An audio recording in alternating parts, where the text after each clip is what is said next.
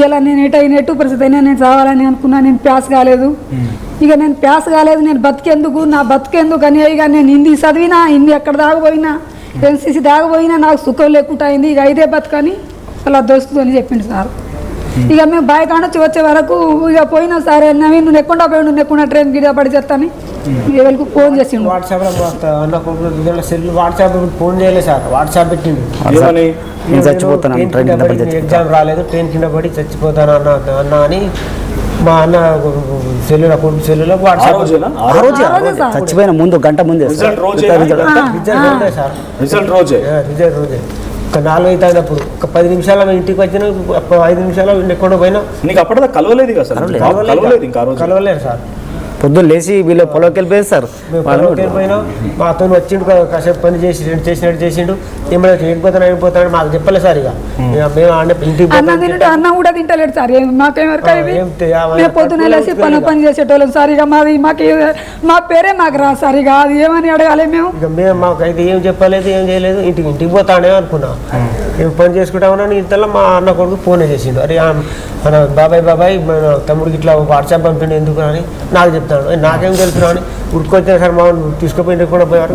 Train మీద కింద పడి ఉన్నాడు. చూడండి, ఆ తల్లి ఏమంటుంది, కాలుకున్న గొలుసులు కుదవబెట్టి చదివించిందట కొడుకుని. ప్రైవేట్ స్కూలే సార్.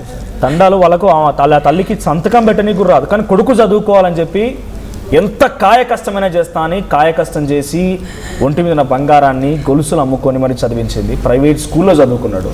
10th ఆ మార్క్స్ మీరు చూస్తున్నారు, 10th క్లాస్లో వచ్చిన మార్క్స్. ఆ తర్వాత ఇంటర్మీడియట్ ఫస్ట్ ఇయర్ మార్క్స్ ఇది ఏమనకైనా చదువు మా కొడుకు పోతాడు అసలు అక్కడ దాగపోయిండు సారిగా. ఏం మాకు తిట్టినా కొట్టినా అయినా సాటుంగతోనైనా నేను ఎక్కడైనా అడిగినా మా కొడుకు పైసలు ఇస్తా.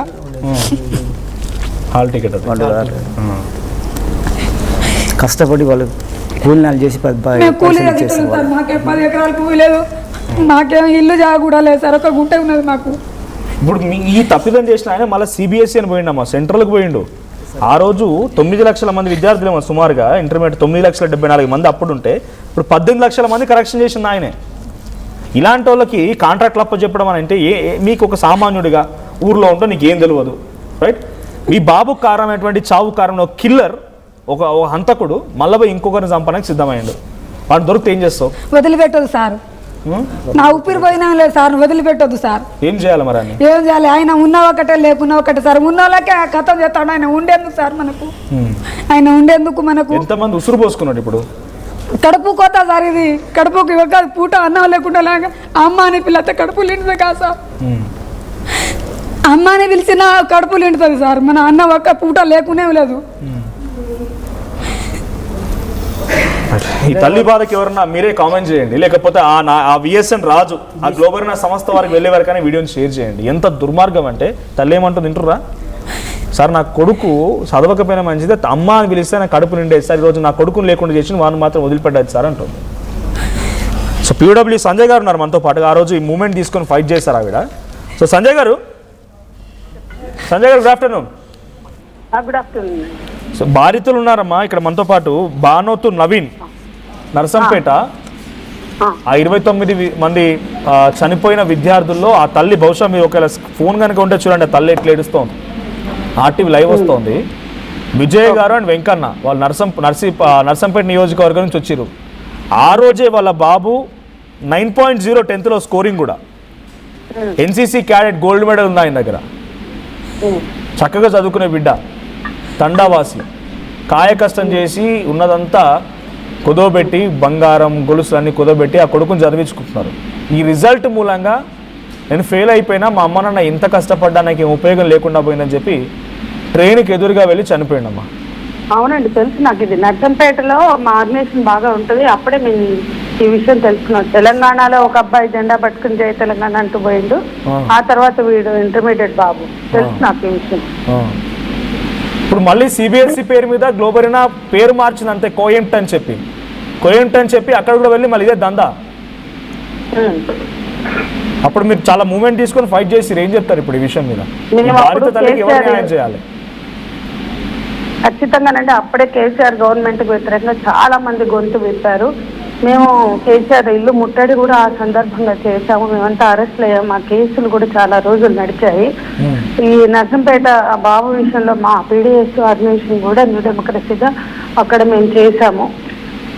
విషయం ఏంటంటే ఇవాళ ఆ తల్లి బాధ ఎవరు ఒక మాట అండి, మీరు స్టార్ట్ చేసినప్పుడు నాకు ఫోన్ కనెక్షన్ ఇచ్చినప్పుడు విన్నా, ఆకలి అన్నం లేకున్నా బతకొచ్చును, అమ్మ అన్న పిలుపు లేకపోతే ఆ బాధ ఏంటి అని అడిగింది చూడండి. నిజంగా తల్లి కడుపు అంటే తల్లుల గర్భశోకాలు తెలవని ప్రభుత్వాలు ఇవి. తల్లుల గర్భశోకాలే పట్టలేదు. ఎంతమంది బిడ్డల ప్రాణత్యాగాలతో తెలంగాణ వచ్చింది. కానీ ఇవాళ తల్లుల గర్భశోకాలు పట్టని పాలకులు ఏదో ఒక రకంగా చిచ్చి పెడుతూనే ఉన్నారు.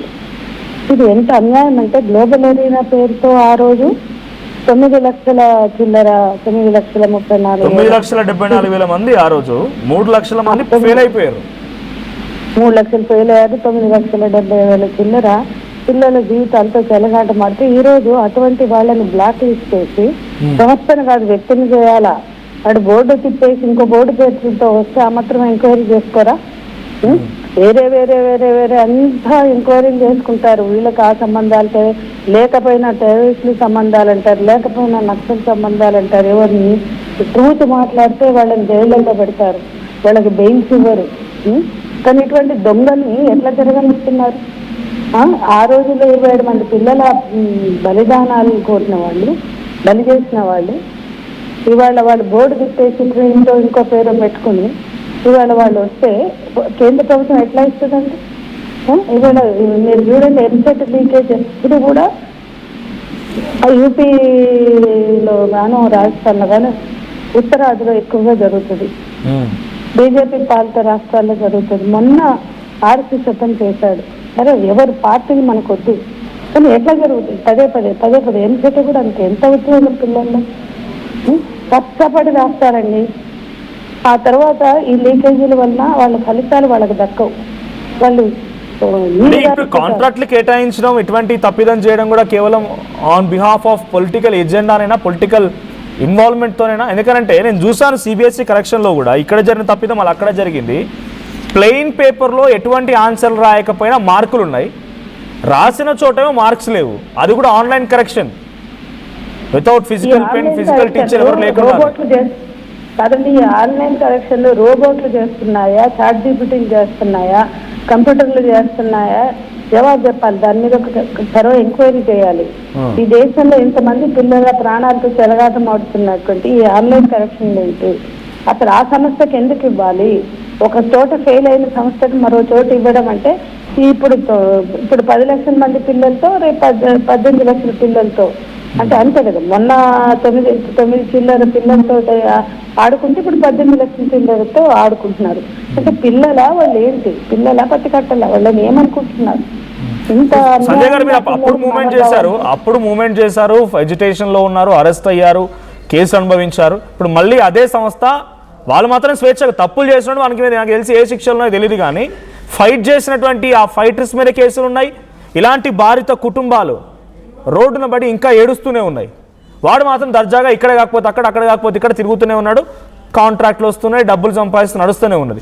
ఇప్పుడు ఈ బాధిత కుటుంబకి ఆ నవీన్ తల్లి ఏమంటోందని అంటే నాకు నా కొడుకు కావాలంటోంది. అది ఎవరు కూడా ఇవ్వలేని విషయం, ఎవరు కూడా దానికి కనీసం సమాధానం కూడా చెప్పలేము మనం. దుఃఖం అండి, అది న్యాయం. వీళ్ళకి న్యాయం చేయాలంటే ఏం జరుగుద్ది? ఏం కావాలి న్యాయం కావాలంటే? మీ మాటలో చెప్పండి. ఆ తల్లి ఆవేదనని మనం నిజంగా అర్థం చేసుకుంటే ఇంకో తల్లి బలి కాకుండా చూడడమే. కానీ ఇట్లాంటి సంస్థలకే మళ్ళీ పేపర్ కరెక్షన్స్ ఇవ్వడం అంటే ఇంకా ఎంతో మంది తల్లుల ఉసురు వీళ్ళు పోసుకుంటున్నారు. ఇంకా ఎంతో మంది తల్లుల ప్రాణాలతో లేదా వాళ్ళ బిడ్డల ప్రాణాలతో వీళ్ళు చెలగాటం ఆడుతున్నారు. ప్రభుత్వాలు ప్రజల్ని రక్షించడానికి అధికారం ఇస్తారు వీళ్ళకి.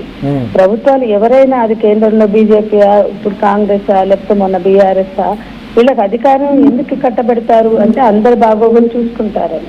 కానీ ఇటువంటి లోపభూయిష్టమైనటువంటి సంస్థలతో లోపభూయిష్టమైనటువంటి ఒప్పందాలు చేసుకుని అడ్డమైన గడ్డి తిని ఈరోజు వీళ్ళకి మళ్ళీ అవకాశాలు ఇవ్వడం అంటే ఇవాళ CBSE సిలబస్ లో జరిగిన కరెక్షన్స్ లో జరిగిన అవకతవకలకి ఎంతమంది ప్రాణాలు కోల్పోతుంటే వీళ్ళు చూస్తూ ఊరుకుంటారు. రేపు మళ్ళీ ఇష్యూ అవుతుంది, వీళ్ళు ఈ బోర్డు తిప్పి ఇంకో బోర్డుతో వస్తారు. అంటే అవే వ్యక్తులు బోర్డులు తిప్పి బోర్డులు మార్చి వస్తుంటే అంత చేతగాని ప్రభుత్వాల, అర్థం కాని ప్రభుత్వాల, అంటే డబ్బులకి కక్కుర్తిపడి అమ్ముడు పోయి ఈ పాలకులు ప్రజల జీవితాలతో చెలగాటమాడుతున్నారు అనేది నేను స్పష్టంగా చెప్పదలుచుకున్నాను. Thank you Sanjay garu, thank you for joining us and very valuable by times. అమ్మ మేము మరి ఇందాక అన్నా కదా, వాడే అమ్మ అక్కడ ఫోటోలో కనబడుతుంది అక్కడ మీకు టీచర్ ప్లే చేయండి, అక్కడ విఎస్ఎన్ రాజు ఫోటో పెద్దగా ప్లే చేయండి, గ్లోబరీన ఆ హంతకుడి ఫోటోని ప్లే చేయండి ఒకసారి.